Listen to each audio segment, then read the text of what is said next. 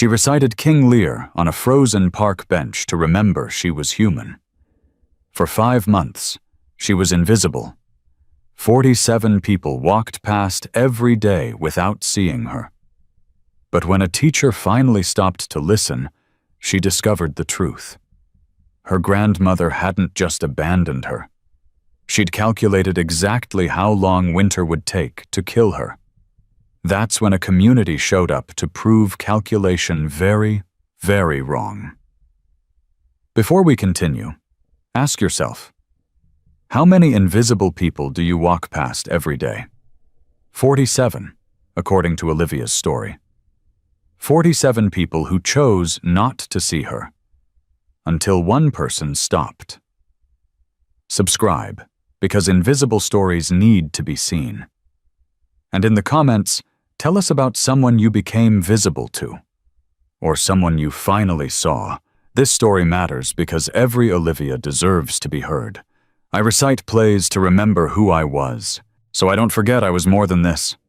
Those were the words Sarah Martinez heard on February 6th at 4:35 p.m. Standing 60 feet from a park bench she'd walked past 1,000 times before. Sarah taught English at Oakwood High. 12 years of Shakespeare and Steinbeck, of kids who showed up hungry and she bought them lunch with her own money, of recommendation letters written for students everyone else had given up on. Her colleagues said she cared too much. Sarah considered it being appropriately human.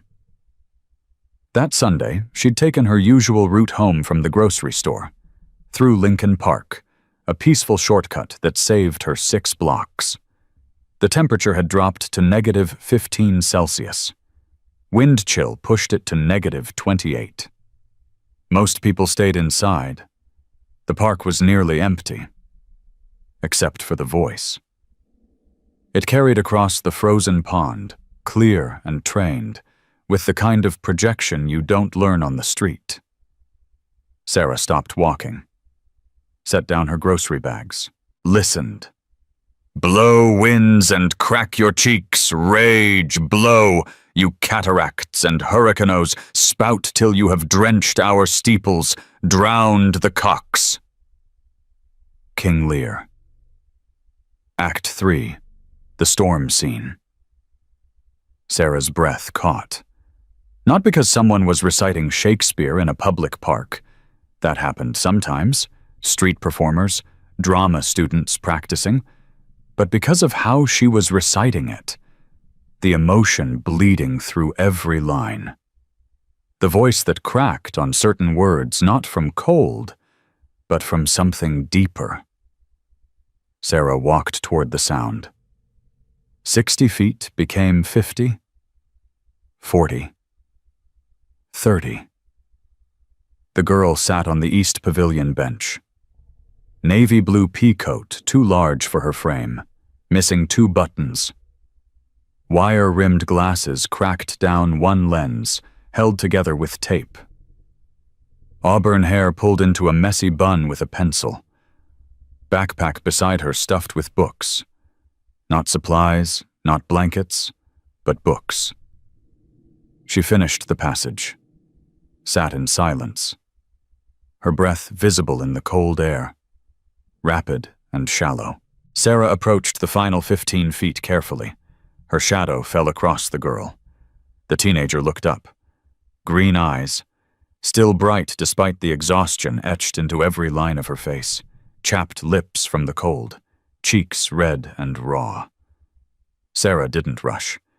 She sat on the bench edge 4 feet away, gave the girl space. "That was beautiful," Sarah said quietly. "King Lear, Act 3. The girl startled, wiped her eyes quickly. "You know it?" "I teach English, and you nailed it, the emotion, the pacing." Sarah kept her voice gentle.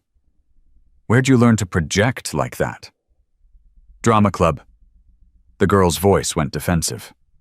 Before what?" Silence. The girl studied Sarah's face, looking for something. Kindness, maybe, or just human interest. Sarah watched her make a calculation, saw the exact moment she decided to trust, if only a little. "I was in advanced placement English before I had to leave," the girl said. "I recite plays to remember who I was, so I don't forget I was more than this." She gestured at herself. The dirty coat, the cracked glasses, the frozen bench. Sarah's chest tightened. This girl should be in her classroom. "What's your name?" "Olivia Lancaster." "Olivia." Sarah shifted slightly closer. "I'm Sarah Martinez. I teach at Oakwood High. How long have you been out here?" Olivia's walls went back up. "I'm fine. I just come here to read. I have a place." Sarah didn't buy it. The peacoat was designed for autumn, not this cold. The girl's hands shook even inside fingerless gloves that looked handmade, yarn unraveling at the edges. And there was something about the way she clutched those books, like they were the last solid things in a world that had gone liquid. "The library closes at 6, Sarah said carefully. "It's almost 5. Where are you going after dark?"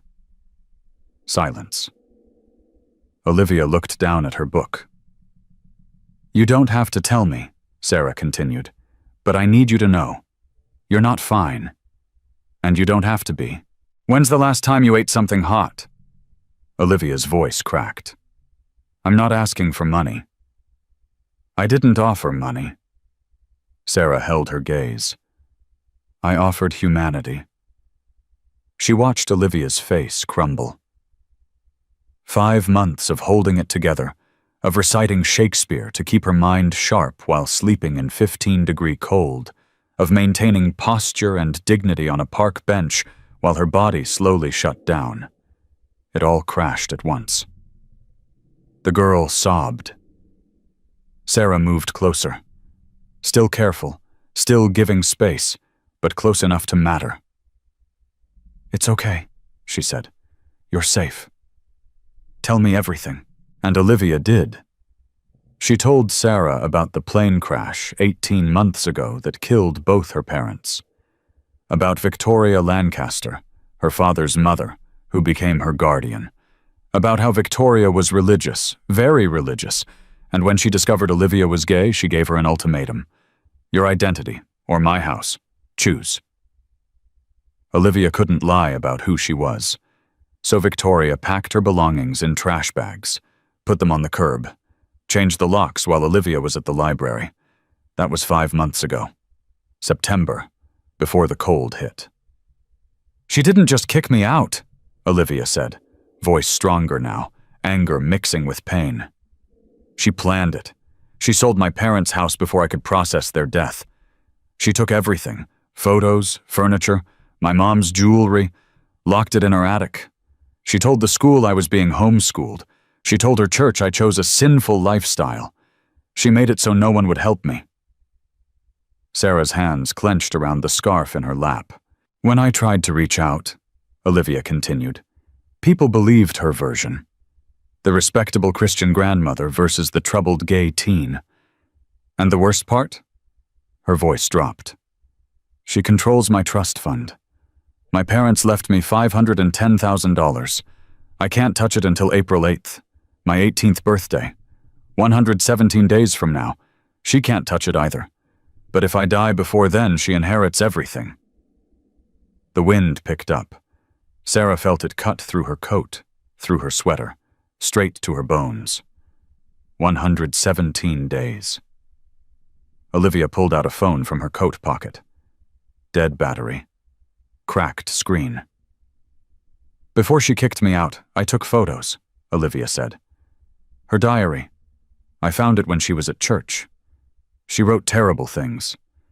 About how I was a disappointment, how my parents deserved to die for raising me wrong, how the money could be better used for God's work." Olivia's hands shook harder. She wrote about how cold the winters get in Dayton. She wrote, "If she can't survive, perhaps it's God's plan." She handed the phone to Sarah. "I have screenshots of her emails to the estate attorney, asking what happens if I die. I have photos of texts where she tells her friends she won't reach out, that the streets will teach me. I have evidence. Olivia's voice broke again. But I don't have phone service. I don't have a way to use it. And even if I did, who would believe me? She's a respected church elder. I'm a homeless kid. Sarah stood up, helped Olivia to her feet. The girl was unsteady, malnourished, exhausted, hypothermia already setting in. Olivia Rose Lancaster, Sarah said, voice shaking with rage she was barely containing. Listen to me very carefully. You are brilliant. You are worthy. You are exactly who you're supposed to be. Your grandmother's hatred doesn't define you. She gripped Olivia's shoulders gently. But I'm real. My brother is real. Our community is real. And we don't let kids freeze to death while bigots inherit blood money. She picked up her grocery bags with one hand, offered her other hand to Olivia. You're coming home with me right now. We're charging your phone. We're getting that evidence to a lawyer. And by tomorrow morning, Victoria Lancaster is going to realize she picked the wrong kid to throw away. Olivia hesitated. I don't want to be a burden. You're not. You're a kid who needs help. There's no shame in that. The only shame is on the adults who failed you. Sarah squeezed her hand. Now come on, before we both get frostbite. They walked together out of the park. As they reached the edge, Sarah pulled out her phone, texted with one hand while supporting Olivia with the other. Miguel, emergency. Need church. Kid in danger. Grandmother tried to kill her for inheritance. Bring lawyers and muscle. This one's going to court. The response came in 45 seconds. Address. Now. We ride. Sarah lived in a modest apartment in the Oakwood neighborhood. Teacher salary, modest. But it had a guest room with an actual bed, a shower with hot water that didn't run out, and a kitchen where she immediately started making soup, while Olivia stood in the doorway looking like she'd been dropped into an alternate universe. Shower first, Sarah said, pointing down the hall. There are towels in the cabinet, and I'll leave clean clothes outside the door. Take as long as you need. Olivia disappeared. Sarah heard the water start, heard it run for 40 minutes straight. While Olivia showered, Sarah plugged in the dead phone, made 3 calls. First call, Marcus Judge Thompson, defense attorney and Hell's Angel for 22 years. Explained the situation in 4 minutes flat. Marcus said he'd file emergency custody paperwork tonight and be there by 8 a.m. Second call, Patricia Doc Washington, nurse practitioner. Asked her to bring a medical kit. Doc said she'd document everything. Malnutrition, frostbite, respiratory infection, everything that would matter in court. Third call, Miguel, her older brother by 6 years. 6'3", 240 pounds, tattooed arms and scarred knuckles, looked like he could murder you. He could, but actually cried at romantic comedies. Protective of Sarah since their parents died when she was 12. Sarah, Miguel answered. His voice was already moving, already in motion. Talk to me. 17-year-old girl, Sarah said. Homeless for 5 months because her grandmother kicked her out for being gay. The grandmother controls a $510,000 trust fund. If the girl dies before her 18th birthday, which is in 117 days, the grandmother inherits everything. Silence on the other end. Not empty silence. The kind of silence that happens when someone is calculating exactly how angry they're allowed to be. The grandmother's name? Miguel asked. Victoria Lancaster. Lives at 2847 Ridgewood Avenue. Say no more. We're coming. Miguel, the line went dead, and that was it. No questions about proof or evidence. No concerns about legal complications. Just, we're coming, because that's what brotherhood meant. By the time Olivia emerged from the shower, hair clean, wearing Sarah's spare sweats, looking more like a human and less like a ghost, The apartment smelled like vegetable soup and fresh bread. Sarah set a bowl in front of her. "Eat slowly. Your stomach probably can't handle much yet." Olivia ate like someone who'd forgotten what hot food tasted like, tears running down her face with every bite. Sarah sat across from her, plugged the now charged phone into her laptop, started downloading screenshots while Olivia ate. What she saw made her stomach turn. Email from Victoria to Estate Attorney Robert Churchill, dated March 15th. 11 months ago, 1 month before she kicked Olivia out. Subject: Trust Fund Question. Urgent Mr. Peterson. I have a sensitive question regarding my granddaughter Olivia's trust. She has been making concerning lifestyle choices that go against our family's values. If she were to pass away before reaching majority age, I assume the trust would revert to next of kin. I'm asking purely for estate planning purposes. Also, as trustee, am I obligated to report her living situation to authorities? She has chosen to stay with friends rather than follow house rules. Diary entry, dated December 8th, 3 months ago. Another Sunday, another prayer for guidance. I know it sounds terrible, but sometimes I wonder if the Lord's plan is to call Olivia home before she can destroy herself further. She was such a bright child before the enemy corrupted her. Now she's out there, in the world, spreading her poison. If she were to succumb to her lifestyle's dangers, the drugs, the violence that sort attracts, the money could be used for God's work. The building fund needs $50,000 more. I could endow a scholarship for worthy Christian students. Text exchange with church friend Miriam, dated December 20th.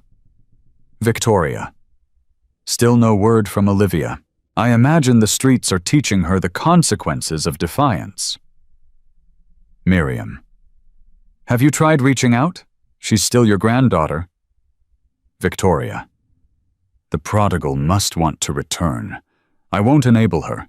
If the cold doesn't bring her home, perhaps the Lord has other plans. Miriam. Victoria, that sounds harsh. She's just a child. Victoria. She made adult choices. Besides, it's almost February. If she can't survive a Dayton winter, she wasn't meant to. Sarah's hands shook as she saved each file, backed them up to cloud storage, made copies on 3 different drives. This wasn't neglect. This was premeditated. This was a woman who'd done the math, kicked her granddaughter out in September, bet that an Ohio winter would kill her before April, planned how to spend the inheritance money before the body was even cold. Ms. Martinez? Olivia's voice was small. What happens now? Sarah looked up, saw this brilliant, brave, terrified kid who'd spent 5 months reciting Shakespeare to remember she was human, who'd maintained her dignity while sleeping on park benches, who'd survived a grandmother betting on her death. Now, Sarah said. Now my brother arrives with about 150 of his closest friends. Now we make sure Victoria Lancaster learns what happens when you try to kill kids for money. Now we prove that the scariest-looking people in a room are sometimes exactly who you need. Miguel Martinez made 4 phone calls in the 10 minutes after hanging up with Sarah. First call. David Preacher Barnes, age 55, former minister who'd left the church over hypocrisy and found his real congregation in the club. Preacher knew every pastor, every church board member, every religious institution in a 50-mile radius. When Miguel explained about Victoria Lancaster and First Grace Baptist, Preacher said 3 words: I know her. Second call. Kevin, Byte Park, 34, IT specialist who worked for Apple by day and could recover data from a phone that had been dropped in a lake. Bring the phone, Byte said. I'll pull everything. Cloud backups, deleted texts, metadata timestamps. Everything that matters in court. Third call. Marcus Judge Thompson. File emergency custody tonight. I don't care if you have to wake up a judge. This kid has 117 days until she's legally safe, and her grandmother is counting on her not making it. Fourth call. Linda Mama Bear Rodriguez, 62. Licensed foster parent for 15 years. I have space, Linda said immediately. Bring her here tonight. I'll file for emergency placement. Then Miguel sent one message to the club's group text. Church at Sarah's apartment. 847 Oakwood Avenue. 8 a.m. tomorrow. Kid versus grandmother death by winter scheme. Bring your cuts and your patience. This one's legal, but they need to see numbers. By dawn, motorcycles began arriving. They came from Dayton first. 45 core members, rolling in 3 and 4 at a time, parking in formation along Sarah's street. Then Cincinnati, an hour away. 38 brothers who'd left before sunrise. Columbus, 90 minutes north. 41 members who'd made the ride in darkness. Even Toledo, some passing through on their way south. 26 who detoured when they heard. By 7:45 a.m., 150 Harley-Davidsons lined Oakwood Avenue in perfect rows. The rumble started low, distant, like thunder on the horizon. Then it grew into a roar that shook windows and set off car alarms 3 blocks away. 150 engines firing in waves, chrome gleaming in the February sunrise, leather and patches and discipline. They didn't rev unnecessarily, didn't shout, didn't posture. They simply arrived. Parked. Cut engines. Stood. Sarah's neighbors came to their windows. Some looked afraid. Most looked confused. A few, the ones who knew Sarah, who'd seen her buying lunch for hungry students with her own money, looked curious. Miguel climbed the stairs to Sarah's apartment. Knocked once. Sarah opened the door. Miguel saw her face. His little sister, who'd taught him that family wasn't blood but who showed up, and saw Olivia standing behind her.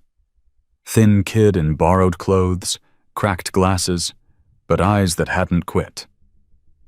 Olivia, Miguel said quietly. He didn't crouch down. She was 17, not 7. But he softened his voice, made himself smaller. I'm Miguel, Sarah's brother. I know this looks scary. 150 bikers probably wasn't what you expected this morning. But we're not here to hurt anyone. We're here to make sure no one hurts you. Olivia stared at him, at the scars on his knuckles, the tattoos wrapping both arms, the Hell's Angels patch on his vest. Why? She asked. Simple question. Huge question. Because my sister called, Miguel said. And because your grandmother bet that nobody would care enough to stop her. We're here to prove her wrong. Now, you might be thinking, 150 Hell's Angels show up at a teacher's apartment, and what happens next is chaos. Fists ready. Anger boiling over. Maybe years ago, that's exactly what would have happened. But Miguel had been in the club for 22 years. He'd learned something that the movies never show. That real power isn't about who can hit hardest. It's about who can stay disciplined when everyone expects you to lose control. Here's how this works, Miguel told the assembled brothers in Sarah's parking lot. Judge Marcus is filing emergency custody papers right now. Doc Patricia is going to examine Olivia and document everything medical. Bite Kevin is pulling data off her phone. Every screenshot, every email, every piece of evidence we need. Preacher David is writing a letter to Victoria's church board about what they've been funding. He looked around at 150 men who'd dropped everything to be there. We're not riding to Victoria's house to scare her. We're riding to Montgomery County Courthouse to file paperwork and to show a judge that this kid has a community that's not going away. We're riding legally. We're riding visibly. And when Victoria Lancaster sees 150 motorcycles outside that courthouse, she's going to understand that she doesn't get to wait out the winter anymore. Every single hand went up. Not a moment's hesitation. Not a single dissenting voice. 150 men voting unanimously to help a teenager they'd never met. By 9 a.m., Doc Patricia had completed her medical examination in Sarah's guest room. "Moderate malnutrition," Patricia said, writing notes in careful handwriting. "Body weight 52 kilograms, down from approximately 61 5 months ago. Early-stage hypothermia effects, frostbite on ears, fingers showing decreased circulation, persistent respiratory infection requiring antibiotics, dental issues from lack of care." She looked up at Sarah. "The doctor at the hospital will confirm this, but in my professional opinion, Olivia wouldn't have survived another 2 to 3 weeks in those conditions." Sarah felt her chest tighten. 2 to 3 weeks. 117 days until Olivia's birthday. Victoria only needed her to last 2 more weeks before the cold finished the job. Bite. Kevin had Olivia's phone connected to 3 different computers, downloading everything. "Got the email to the estate attorney," he called out. "March 15th, asking about inheritance contingencies. Got the diary photos. There's one from December 8th, where she literally writes about using the money for church donations if Olivia succumbs to lifestyle dangers. Got text messages from December 20th where she tells someone named Miriam that if she can't survive a Dayton winter, she wasn't meant to." He looked up. "This isn't neglect. This is premeditated financial homicide." Marcus Judge Thompson walked in at 9:30 with a folder of papers. "Emergency custody hearing is set for 2 p.m. today," he said. "I got Judge Patricia Brennan. She's fair, no nonsense, doesn't tolerate people who hurt kids. I filed for temporary custody to be granted to Linda Rodriguez pending investigation. I also filed for a restraining order keeping Victoria Lancaster away from Olivia, and I submitted a request for the police to open a criminal investigation into financial exploitation and child endangerment." He set the papers on Sarah's table. "But here's what we need," Marcus continued. "We need witnesses. People who saw what was happening and didn't help. People who will testify about the system failures that let this continue for 5 months." Sarah pulled out her phone. "I know exactly where to start. The first witness was Eleanor Simmons, 71 years old, who lived 2 doors down from Victoria Lancaster. Sarah and Miguel found her in her garden at 10 a.m., pulling weeds despite the cold." "Mrs. Simmons?" Sarah said. "My name is Sarah Martinez. I'm a teacher at Oakwood High. This is my brother Miguel. We need to talk to you about Olivia Lancaster." Eleanor's hands stopped moving. She didn't look up. "I know who Olivia is," she said quietly. "Then you know she's been homeless since September," Sarah said. "And you know her grandmother Victoria kicked her out." Eleanor stood up slowly. She was shaking, but not from cold. "I saw Victoria put Olivia's belongings on the curb," Eleanor said. "Trash bags, 3 of them. It was September 14th. I remember because it was a Tuesday, and I always do my garden on Tuesdays. Olivia came home from the library around 6 p.m. Found them there. She rang the doorbell. Rang it 20 times. Victoria wouldn't answer." Eleanor's voice broke. "Olivia sat on those bags crying until it got dark. Just sitting there, 17 years old, alone, and She couldn't finish. "I knew Victoria from church. Victoria Lancaster, the woman who led Bible study, who donated thousands to the building fund. I trusted her version, that Olivia was troubled, that she'd made bad choices. I was wrong." "Would you testify to that?" Miguel asked. Eleanor met his eyes. Saw the patches, the scars, the man who looked nothing like her world but was offering her a chance at redemption. "Yes," she said. "I'll testify. I should have helped her then. I can help her now." The second witness was Pastor David Whitfield, 59, of First Grace Baptist Church. Preacher David knew him, had known him for 20 years, back when they were both in ministry together. They met at the church office at 11 a.m. David, preacher said. He didn't use road names here. Used his real name, David Barnes, the one from before. Victoria Lancaster, tell me what you know. Pastor Whitfield's face went pale. Victoria is a pillar of our congregation, he said carefully. When she told us her granddaughter had chosen a sinful path, we believed her. We didn't question. She came to you, preacher said. It wasn't a question. Olivia came here seeking help. Pastor Whitfield nodded. His hands gripped the edge of his desk. 3 months ago, November. She looked desperate, thin, cold. She asked if the church could help. I told her. He stopped, started again. I told her to repent. I told her this was a house of God, not a shelter for sinners. I didn't ask if she was safe, if she was warm, if she was fed. His voice dropped to a whisper. Victoria donated $12,000 to our building fund last year. That money came from selling Olivia's family home. I accepted it. I accepted blood money for the house of God. Will you testify? Preacher asked. Yes, Pastor Whitfield said. I failed in my most basic Christian duty, to care for the vulnerable. I can't undo that, but I can tell the truth now. The third witness was Robert Churchill, 44, the estate attorney who handled Michael and Jennifer Lancaster's trust. Marcus Judge Thompson paid him a visit at noon. Walked into his office in full club vest, legal folder in hand. Mr. Churchill, Marcus said. I'm Marcus Thompson, attorney representing Olivia Lancaster in an emergency custody matter. I need to ask you about Victoria Lancaster's communications with you regarding the trust fund.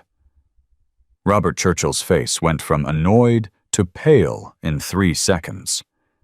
Attorney-client privilege, he started. Doesn't apply when there's evidence of criminal intent, Marcus interrupted. And you know it. Victoria Lancaster contacted you multiple times asking about contingency clauses. She wanted to know what happens if Olivia died before 18. Churchill sat down heavily. 4 times, he said. She asked 4 separate times. March, June, August, and September. Always the same question. Where does the money go if the beneficiary dies before the access date? I told her it would revert to next of kin. To her.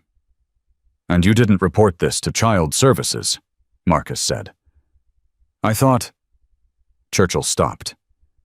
I thought attorney-client privilege was more important than a hypothetical question. I was wrong.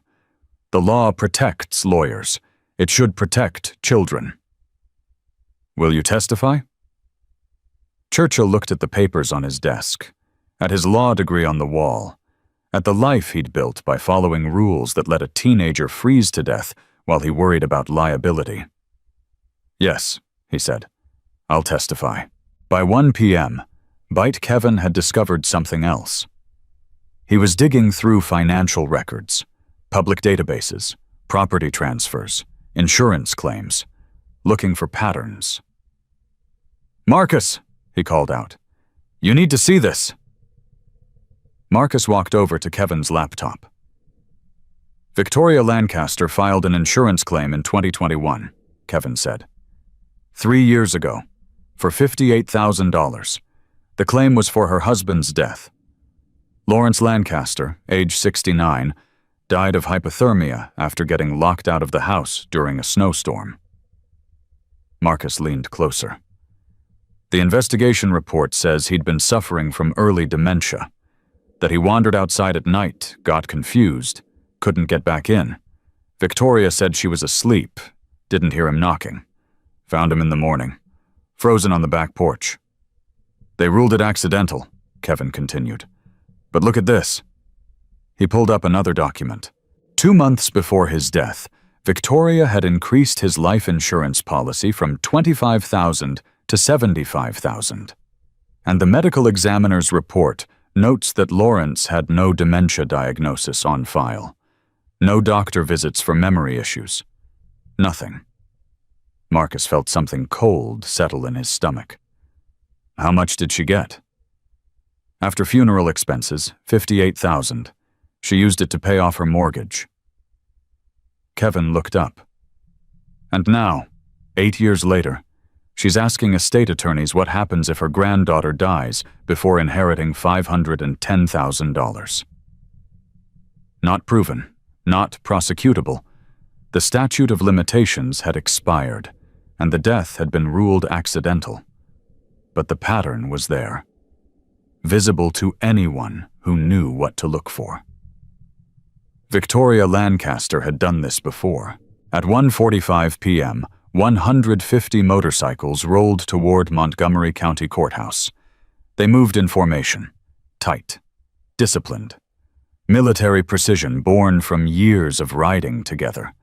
People on the sidewalks stopped and stared. Car windows rolled down. Phones came out to record. The bikers didn't acknowledge them, just rode. Parked in the overflow lot in perfect rows. Cut engines almost simultaneously. The sudden silence after all that noise felt heavy, expectant. Then they walked. 150 men in leather vests, Hell's Angels patches visible, moving as a unit toward the courthouse entrance. Security looked nervous. Hands went to radios. Miguel walked to the front desk, spoke quietly. We're here for the Lancaster custody hearing. 2 p.m., Judge Brennan's courtroom. The security guard blinked. All of you? All of us? They couldn't all fit in the courtroom. 50 went inside. The other 100 stood in the hallway, lined the walls, stood in formation. Not threatening, not aggressive, simply present. When Victoria Lancaster arrived at 1:58 p.m. with her own attorney, she walked into a hallway filled with bikers. She stopped. Stared. Miguel watched her face change. Watched the calculation happen behind her eyes. Watched her realize that this wasn't going to be easy. That she wasn't going to walk into a courtroom with a scared kid nobody cared about. Victoria was wearing a conservative navy dress. Pearls. Sensible heels. Her silver hair was in a perfect bun. She looked like everyone's grandmother. Respectable. Concerned. But Miguel had read the diary entries. Had seen the emails. Had talked to Eleanor Simmons, who watched Olivia cry on trash bags for 3 hours and did nothing because Victoria's reputation mattered more than a teenager's safety. He knew what monsters looked like. They looked like neighbors. Victoria walked past the bikers without speaking. Her attorney, a thin man in an expensive suit, kept his eyes straight ahead. They entered the courtroom. Judge Patricia Brennan was 62 years old, had been on the bench for 18 years, and had a reputation for not tolerating nonsense. She looked at Victoria Lancaster, then at Olivia, sitting between Sarah and Linda Rodriguez, then at the 50 bikers filling the back half of her courtroom. Well, Judge Brennan said dryly, this is certainly the most attended custody hearing I've seen this month. Mr. Thompson, you're representing the minor? Marcus stood. Yes, Your Honor. Olivia Lancaster, age 17. We're seeking emergency removal from her grandmother's custody and temporary placement with Linda Rodriguez, a licensed foster care provider. On what grounds? Willful neglect with intent to cause death for financial gain. The courtroom went silent. Victoria's attorney stood. Your Honor, this is absurd. Mrs. Lancaster is a respected member of the community. Her granddaughter chose to leave, chose a lifestyle that I've read Mr. Thompson's filing, Judge Brennan interrupted, which includes emails to an estate attorney asking about inheritance contingencies, diary entries discussing how the victim's death would benefit charitable causes, and text messages explicitly stating that if the victim couldn't survive a Dayton winter, she wasn't meant to. So let's skip the character references and get to the evidence. Mr. Thompson? Marcus presented it methodically.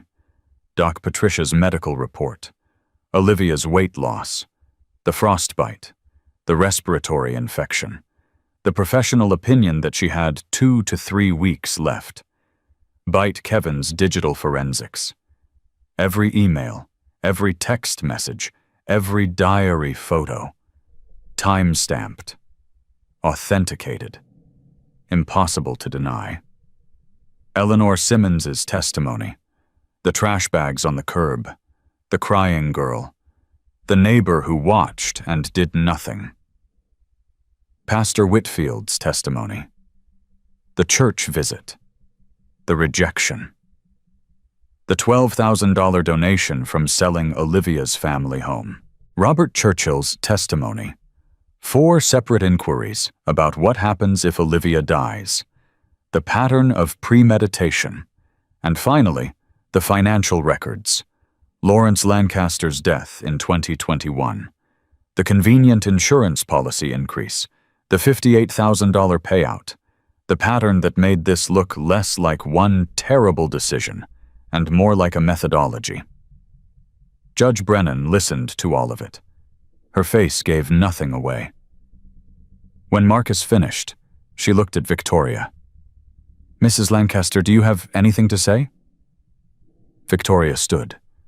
She looked calm, composed, like a woman who'd spent years perfecting the art of looking reasonable while doing unconscionable things. "Your Honor, I raised Olivia after her parents' tragic death. I tried to guide her toward a righteous path. She rejected that guidance. She rejected God. She rejected our family's values. I prayed for her. I gave her chances to return. She chose not to." Victoria's voice was measured, didactic. "I cannot be held responsible for the choices of a rebellious teenager." Judge Brennan stared at her for 5 full seconds. Then she said, "Mrs. Lancaster, in 30 years of legal practice, I have seen many things. But I have never seen someone sit in my courtroom and argue that kicking a minor child out in September, tracking her decline through the winter, and explicitly stating in writing that if she dies, it serves God's purpose, is somehow an act of responsible guardianship." She picked up her gavel. "Emergency custody is granted. Olivia Lancaster is hereby removed from Victoria Lancaster's custody effective immediately and placed with Linda Rodriguez pending full investigation. Restraining order granted. Mrs. Lancaster is not to come within 500 feet of Olivia or attempt any contact. I am also referring this matter to the Montgomery County District Attorney for criminal investigation into child endangerment, financial exploitation, and willful neglect." The gavel came down. Court adjourned. Victoria was arrested 3 days later, at 11:53 p.m. on February 9th. Barely 72 hours after the custody hearing, Dayton police pulled up to 2847 Ridgewood Avenue with a warrant. They found Victoria in her living room, watching television in her bathrobe. She had a cup of tea on the side table, reading glasses perched on her nose. The same hands that had locked a 17-year-old out in negative-degree cold were holding a remote control. She looked up, confused, when the officers walked in. They read her rights right there in her expensive Victorian living room, with the antique furniture and the photos of family carefully arranged to exclude one missing granddaughter. The charges: felony child endangerment, financial exploitation of a minor, willful neglect, and attempted fraud. Bail was set at $50,000 for a woman who'd stolen access to a $500,000 trust and had nothing to show for it but a remodeled kitchen. That might as well have been $1 million. She stayed in county jail, awaiting trial. And Olivia Lancaster, for the first time in 5 months, slept in a real bed without wondering if she'd wake up. Linda Rodriguez's house smelled like cinnamon and coffee. That was the first thing Olivia noticed when she walked through the door on the night of February 6th. Not the furniture, not the decorations, just the smell. Warm. Safe. Like someone actually lived there instead of just existing. Linda showed her to a bedroom on the second floor. Not small, not stripped bare. A full-size bed with a thick comforter. A desk with a lamp. Bookshelves already filled with novels and textbooks. A closet with empty hangers waiting. "This is yours," Linda said simply, "for as long as you need it." Olivia stood in the doorway, still wearing Sarah's borrowed clothes, still clutching her backpack of books like they might disappear. "What if—" she started. "No what ifs," Linda interrupted gently. "You're staying. The court said so, I said so, and about 150 bikers said so. You're not going anywhere except forward." The first week was logistics. Miguel drove Olivia to the hospital on February 7th for a full medical workup. Doc Patricia came along, taking notes, cross-referencing her field examination with the official findings.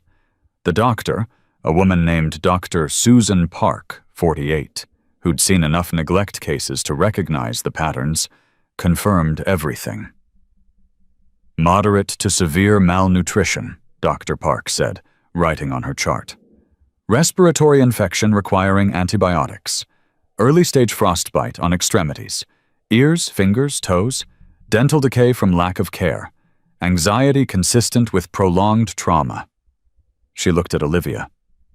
"You're going to need physical therapy for the frostbite damage, regular therapy sessions for the psychological impact, and a careful refeeding plan.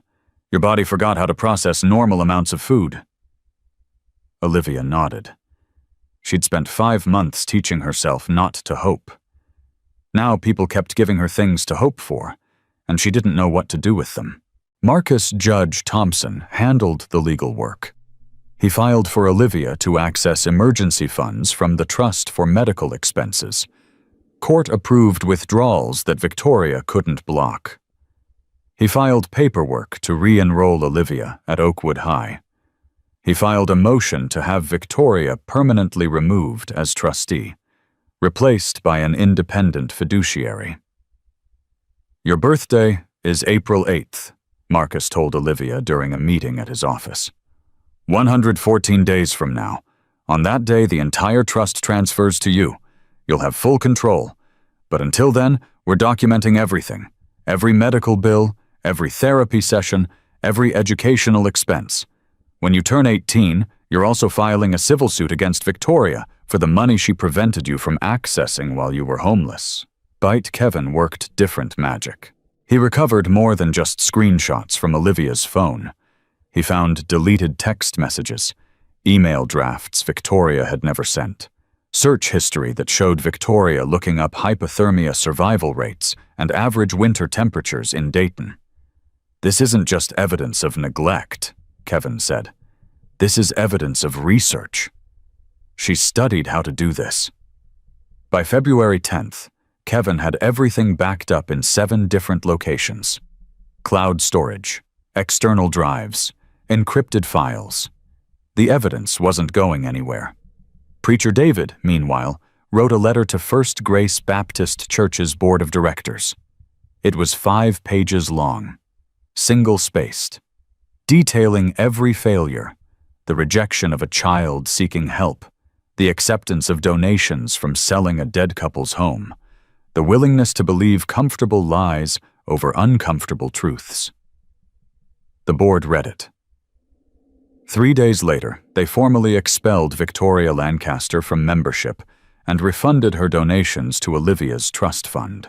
$12,000, not enough to make up for 5 months of homelessness, but enough to prove that institutions could change course when forced to face what they'd enabled.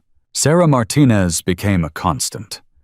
Every morning before school, she stopped by Linda's house, brought Olivia coffee and a bagel, drove her to Oakwood High, walked her to the guidance office, helped her navigate re-enrollment paperwork. Olivia had missed 5 months of her senior year, Her grades had been near perfect before: 4.2 GPA, AP classes, National Merit Scholar. Now she had incomplete marks, dropped courses, a transcript that looked like someone had given up. "We can fix this," Sarah said, sitting with Olivia and the school counselor, Mr. Thomas Briggs, the same counselor who'd called Victoria when Olivia first tried to report what was happening. Briggs looked uncomfortable. Guilty. He should. "Olivia, I owe you an apology," he said. "When you came to me in September, I followed protocol. Contact the guardian. I should have followed up. I should have asked harder questions. I didn't. I'm sorry." Olivia stared at him. "You believed her over me." "I did, and I was wrong." It wasn't enough. Apologies never were. But it was something. They worked out a plan. Olivia would take night classes to make up missing credits. She'd retake standardized tests in March. She'd reapply to Ohio State for fall admission. Her scholarship had been deferred, not revoked, waiting for the family situation to resolve. "You're still brilliant," Sarah said as they walked out of the office. 5 months on a park bench didn't erase that. You were reciting King Lear from memory. You're going to college. You're going to become whatever you want. This was a delay, not an ending. The therapy started February 15th.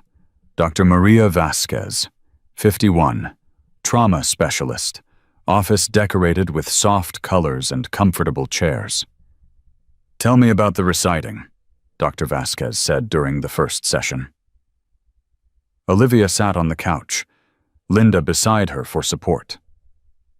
"I had a schedule: 4 p.m. King Lear, 6 p.m. Hamlet, 8 p.m. Macbeth, every day, same order." "Why?" "Because if I didn't, I'd forget who I was. I'd become just a homeless kid. Nobody. But if I could still recite Act 3 of King Lear perfectly, if I could still remember Hamlet's soliloquy, then I was still Olivia Lancaster, still the girl who got into AP English, still someone." Dr. Vasquez wrote something down. "You used structure to maintain identity. I used Shakespeare to stay human." "That's brilliant." Olivia looked up, surprised. "I'm serious," Dr. Vasquez continued. "Most people in your situation would have disassociated completely or turned to harmful coping mechanisms. You created a cognitive framework that preserved your sense of self. That's not just survival. That's sophisticated psychological resilience." For the first time in 5 months, Olivia felt something crack open in her chest. Not breaking, thawing. By March, Olivia was attending school full-time. Sarah had her in English class, senior-level Shakespeare, appropriately. The other students knew her story by then. It had been in the news. Local headlines: grandmother arrested for attempting to freeze teen to death for inheritance. Hell's Angels save homeless student. Oakwood teacher's brother leads rescue operation. Some students stared. Some whispered. But some, the ones who'd been in drama club with Olivia before, the ones who remembered her, they made space at their lunch table, asked her about college plans, treated her like a person instead of a tragedy. Miguel showed up at the school one afternoon in late March. Not in his cut. He knew better than to wear club colors on school property, just a regular jacket. But Olivia knew his face, recognized him immediately. "Hey," Miguel said, finding her at her locker. "You busy Saturday?" "Why?" "Thought you might want to come to the clubhouse. Few of the brothers want to meet you properly, not in a courthouse, just as people." Olivia hesitated. "I don't know if I—" "No pressure," Miguel said quickly.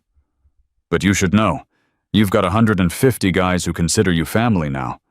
They'd like to tell you that themselves." Saturday, March 20th, Olivia walked into the Hells Angels Dayton chapter clubhouse for the first time. It was a converted warehouse on 4th Street. Industrial neighborhood. The kind of place that looked rough from the outside, but felt like home on the inside. They'd decorated. Not much.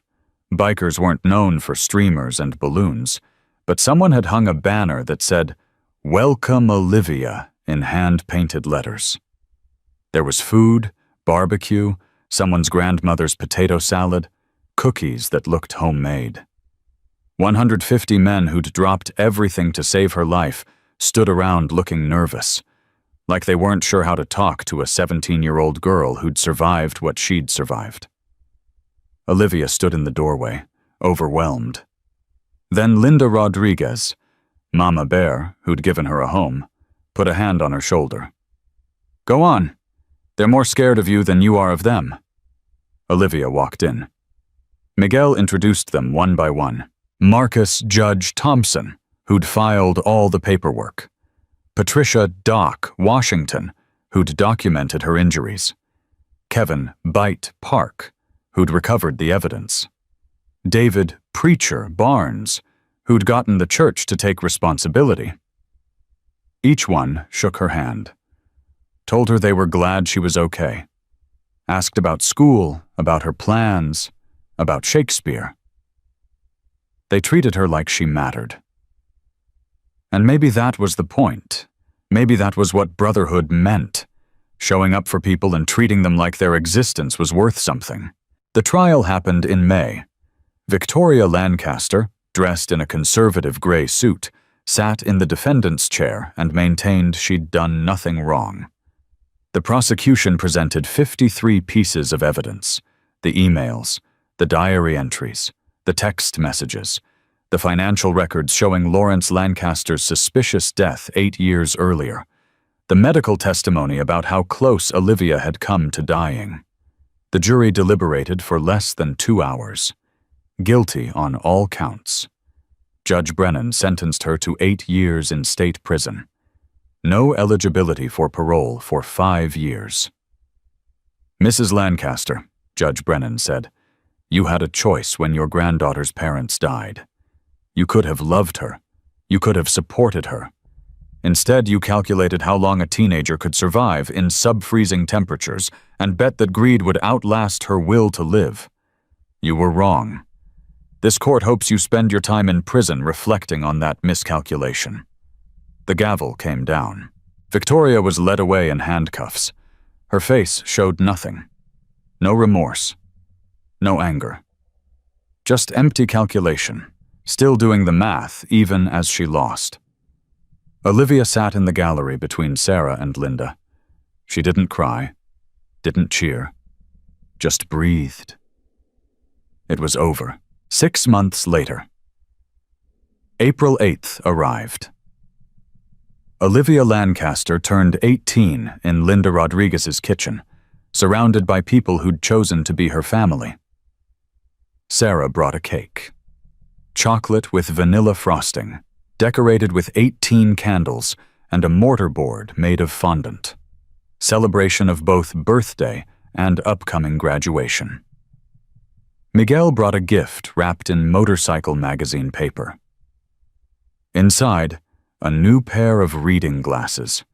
Real ones. Designer frames. $400. "Keep the old ones," Miguel said. "As a reminder, but wear these." Olivia put them on. The world came into focus. Sharp, clear, no tape holding the lens together. Marcus brought legal documents. The trust fund paperwork, signed and sealed. $510,000, now fully in her control. "Happy birthday," Marcus said. "You're rich." Olivia stared at the papers, at the number that Victoria had tried to kill her for, at the inheritance that had been worth more to her grandmother than her life. "What do I do with it?" Olivia asked. "Whatever you want," Sarah said. "College tuition, apartment, savings. It's yours." Olivia thought about it. About her parents, who'd worked hard to leave her this security. About Victoria, who'd turned love into a transaction. About 150 bikers who'd shown up with no expectation of payment. "I want to start a scholarship," Olivia said, "for LGBTQ+ kids whose families kicked them out, for students who need help finishing high school.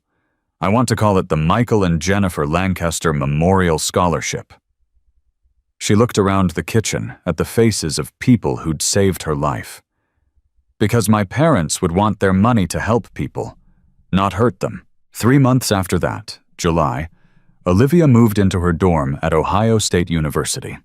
English major, theater minor, full scholarship reinstated, honor roll every semester since returning to school, president of the campus LGBTQ+ Alliance, volunteering at the local homeless shelter on weekends. Sarah helped her move in. Miguel came too, along with 20 brothers from the club who carried boxes and intimidated would-be bullies just by existing. The old cracked glasses sat on Olivia's desk, reminder of who she'd been, proof of who she'd refused to become. And sometimes, late at night when the dorm was quiet, Olivia still recited Shakespeare, not to remember who she was anymore. She knew that now, but because some things, brilliance, resilience, identity, couldn't be frozen out of you, not by winter, not by hatred, not by a grandmother who bet on your death. The message. This story isn't really about bikers or inheritances, or even cruelty disguised as religion. It's about something simpler and harder. It's about looking. For 5 months, Olivia Lancaster sat on a park bench, reciting Shakespeare. 47 people walked past her every day. 47 people who saw a homeless teenager and decided she was invisible. They had reasons. They always do. She probably has somewhere to go. Someone else will help. It's not my place to interfere. I don't want to make things worse. But here's the truth. There are Olivias everywhere. In your parks, in your schools, in your communities. Kids who are brilliant and brave and barely surviving. Kids whose families decided that ideology mattered more than love. Kids waiting for someone, anyone, to see them. You don't need 150 motorcycles to change that story. You need to pay attention. You need to listen when a teenager hesitates.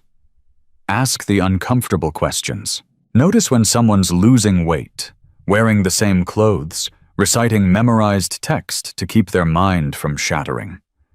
You need to care enough to make a phone call, to offer a meal, to sit on a bench and say, "Tell me what's happening." Sarah Martinez was walking through a park on a Sunday afternoon. She could have kept walking, could have decided it wasn't her problem, could have trusted that someone else would help. Instead, she stopped. She listened. She called her brother. And that single decision, that moment of choosing to look instead of looking away, saved a life. The system failed Olivia Lancaster 4 separate times.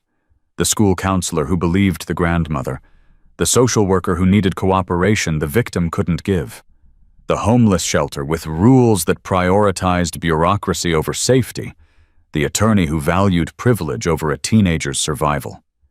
Every system has gaps. Every safety net has holes. But people can catch what systems miss. If you've ever felt invisible, this story is for you. If you've ever walked past someone who needed help and convinced yourself someone else would handle it, this story is for you too. The next time you see someone struggling, a kid at your child's school who's suddenly withdrawn, a teenager in your neighborhood who's losing weight, a student reciting Shakespeare in negative-degree cold, stop. Ask, listen, make the call. Be the Sarah who doesn't walk past. Be the Miguel who rides when his sister needs him. Be the Marcus who files paperwork at midnight. Be the Linda who opens her home. Because monsters look like respectable grandmothers in pearls. and heroes look like teachers with grocery bags and bikers with scars. And the difference between a tragedy and a survival story is often just one person who decides that another person's life matters more than their own comfort. Olivia Lancaster is thriving now. Full scholarship, theater performances, advocacy work.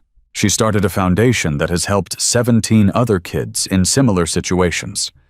17 more Olivias who didn't freeze to death because someone paid attention. Victoria Lancaster is serving year 3 of an 8-year sentence. She'll be 75 when she's eligible for parole. The trust fund, what's left after college tuition, and the scholarship foundation sits in careful investment accounts. Growing, waiting for Olivia to decide what good it can do in the world. And sometimes, on cold February evenings, Olivia Lancaster stands in front of audiences and recites King Lear's storm scene, not to remember who she was anymore, but to remind everyone else what survival looks like. If this story moved you, subscribe to the channel and share it with someone who needs to hear it. Comment below with the name of someone who protected you when you needed it, or what you wish someone had done. Tell me you stand with Olivia. Tell me you'll be the person who stops walking next time. Because this isn't just entertainment. This is a blueprint, a reminder, a challenge. The next time you see someone sitting alone in the cold, reciting Shakespeare to remember they're human, don't walk past. Stop. Listen. Act. Be the beginning of a different story.